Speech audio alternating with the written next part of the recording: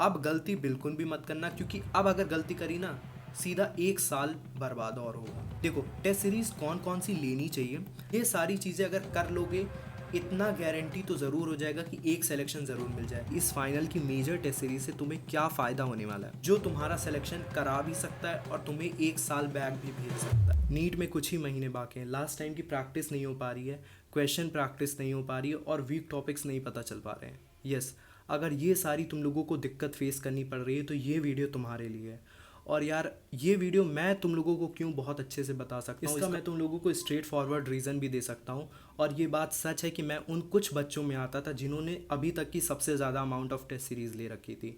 और directly indirectly ये चीज़ मुझे स्टार्टिंग में तो बेनिफिट नहीं करी थी, लेकिन इसका बेनिफिट लास्ट में मुझे बहुत ज़्यादा मिला था। और मैं ये कहीं ना कहीं कह सकता हूँ कि लास्ट तक आते आते वीक टॉपिक्स, इंपॉर्टेंट टॉपिक्स, उसमें कहाँ से क्वेश्चन आते हैं, ये सारी चीज़ें मेरे दिमाग में चलती थी। मतलब मैं अगर नोट्स खोलता हूँ ना, तो डायरेक्ट मेरा पेज नंबर मार्क रहता कि इसमें से तो क्वेश्चन आते ही आते हैं।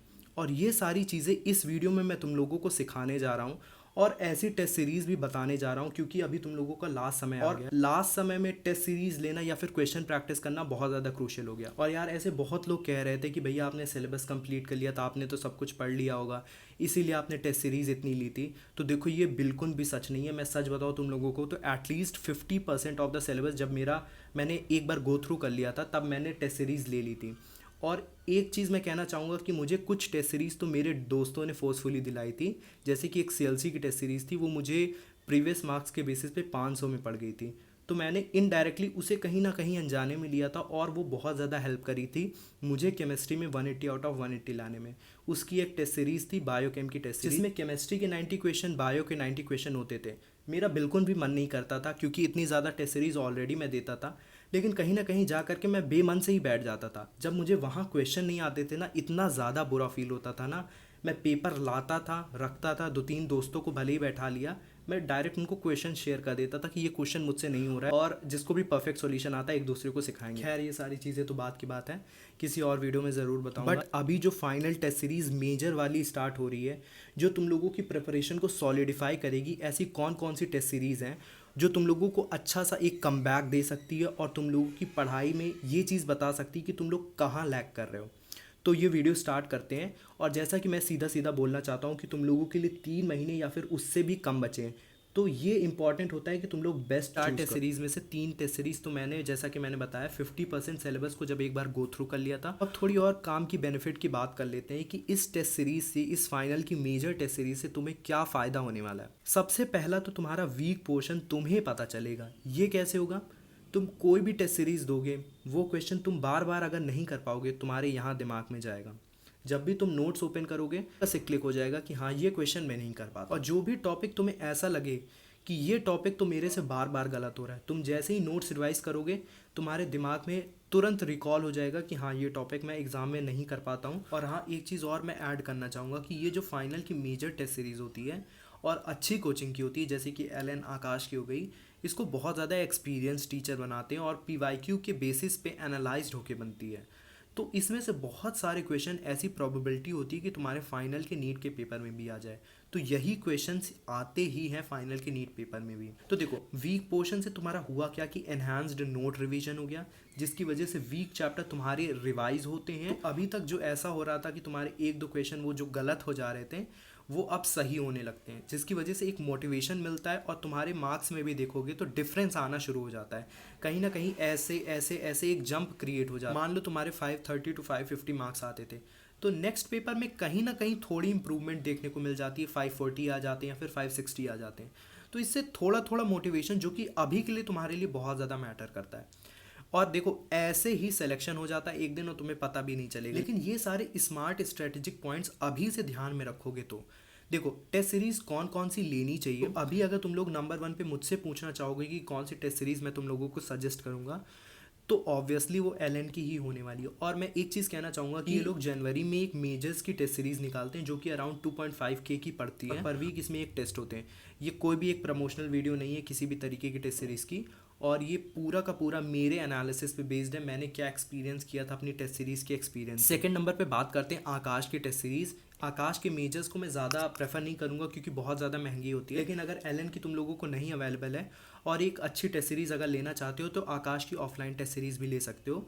ऑलमोस्ट 10,000 की पड़ जाती है, मगर क्वेश्चंस ऑब्वियसली अच्छे होते हैं। और पर्सनली अगर मैं अपनी बात करूँ तो मैं तो सीएलसी की प्रेफर करूँगा, बिकॉज ऑब्वियसली मुझे उस वक्त तो नहीं पता था कि सीएलसी की टेस्ट सीरीज इतनी अच्छी होती है, लेकिन मैंने पर्सनली क्योंकि उनके टेस्ट पेपर्स दिए तो मुझे धीरे धीरे उनके क्वेश्चन समझ में आने लगे कि हाँ ये बहुत अच्छे क्वेश्चन होते थे और उनका प्राइस भी काफ़ी डिसेंट रहता था। तो अगर तुम लोगों की तरफ अगर टेस्ट सीरीज इसकी अवेलेबल हो और ऑफलाइन सेंटर हो तो इसकी भी टेस्ट सीरीज़ तुम लोग ले सकते हो। और अगर कोई पूछना चाहता है कि मैंने कौन सी टेस्ट सीरीज़ ली थी, तो मैंने एनरोलमेंट कराया था पर्सनली बायोकेम की टेस्ट सीरीज़ में। फिर बाद में उन्होंने ऑटोमेटिकली मुझे दंगल टेस्ट सीरीज़ और फिजिक्स एको में भी एनरोल कर लिया था विदाउट एनी एक्स्ट्रा अमाउंट। ये एक अच्छी बात थी पर्सनली मेरे लिए। फिर उसके बाद बात करते हैं न्यूलाइट की टेस्ट सीरीज़। मैं ये नहीं कह रहा हूँ कि तुम लोग ये सारी टेस्ट सीरीज़ लोगे तभी सिलेक्शन होगा, बस मैं ये चीज़ बताना चाहता हूँ कि फाइनली तुम लोगों को एक टेस्ट सीरीज़ की नीड होगी, उसमें भी मैं तुम लोगों को एक प्रेफरेंस सबसे ज़्यादा हाई प्रेफरेंस पे मैं एलन या आकाश की टेस्ट सीरीज़ रख रहा हूँ।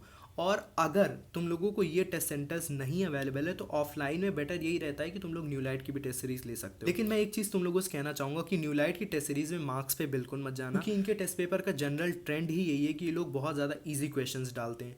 तो मैं यही कहना चाहूँगा कि मार्क्स पे अपने बिल्कुल मत जाना। तुम्हारे अगर 600 मार्क्स आ रहे हैं तो यही मान के चलना कि 500 मार्क्स आ रहे हैं। मेरे साथ भी ऐसा था, जब मैं स्टार्टिंग में इसके क्वेश्चन पेपर देता था तो मेरे एलन में 500 मार्क्स आ रहे हैं तो इसमें 620 630 ऐसे आ जाते थे। फाइनली मुझे ये तो पता चल गया था कि इसके मार्क्स पे मैं ओवरवेल्म तो नहीं होऊंगा कि हाँ बहुत अच्छा फील कर रहा हूँ, बहुत ज़्यादा अचीवमेंट हो गई, ऐसा कुछ नहीं। जब तुम एलन या फिर किसी और टेस्ट सीरीज़ अच्छी टेस्ट सीरीज़ में अच्छा स्कोर करो तब ज़रूर मान सकते हो कि हाँ मेरे नीट में अच्छे स्कोर आएंगे। फिर कुछ लोग कहेंगे कि भैया आप ऐसी टेस्ट सीरीज़ बता ही क्यों रहे हैं, तो यार देखो इसका भी एक रीज़न है कि कुछ ईजी क्वेश्चन की भी तो प्रैक्टिस होनी चाहिए। मैंने जैसे कि मॉड्यूल छोड़ ही रखा था, मैं मॉड्यूल के क्वेश्चन करने में बहुत ज़्यादा आलस आती थी, तो मैंने इसकी टेस्ट सीरीज़ ले ली थी। तो इसमें इजी क्वेश्चन भी होते थे, मॉडरेट क्वेश्चन भी होते थे, तो एक तरीके की मेरी मॉड्यूल की जो कमी थी वो कंप्लीट होती जाती थी। तो इजी क्वेश्चन की क्वेश्चन प्रैक्टिस भी होती जाती थी, पेपर एनालिसिस भी होता जाता, एनहांसमेंट भी हो जाता था। तो ये चीज़ मुझे पर्सनली तो बहुत अच्छी लगी, तो इसीलिए मैंने इसकी टेस्ट सीरीज़ ली थी। और इसकी काफ़ी ज़्यादा टेस्ट सीरीज़ निकलती, जैसे कि FST होता है, PCT होता है, RBTS rank booster test series. तो मैंने तो रैंक बूस्टर टेस्ट सीरीज़ ली थी, मुझे 4,500 की पड़ी थी। और हर हफ्ते में ट्यूसडे में इसमें टेस्ट होते थे, 2 टाइमिंग स्लॉट मिलती थी। कुछ लोग मॉर्निंग शिफ्ट में भी आ सकते हैं, कुछ लोग इवनिंग शिफ्ट में भी आ सकते हैं। मॉर्निंग में इसकी टाइमिंग 9 to 12 रहती थी और इवनिंग में 2 to 5 रहती थी। तो जो भी टाइमिंग स्लॉट तुम्हारे लिए प्रेफरेबल हो तुम लोग जा सकते हो इसमें। और फिर उसके अलावा अगर मैं कुछ बात करना चाहूँ तो मेजर वाली जो टेस्ट सीरीज़ रहती थी अदर कोचिंग इंस्टीट्यूट, उसमें मोशन की बहुत ज़्यादा अच्छी रहती थी। फिर उसके बाद अनअकैडमी या PW, इनमें से कोई भी ले सकते हो।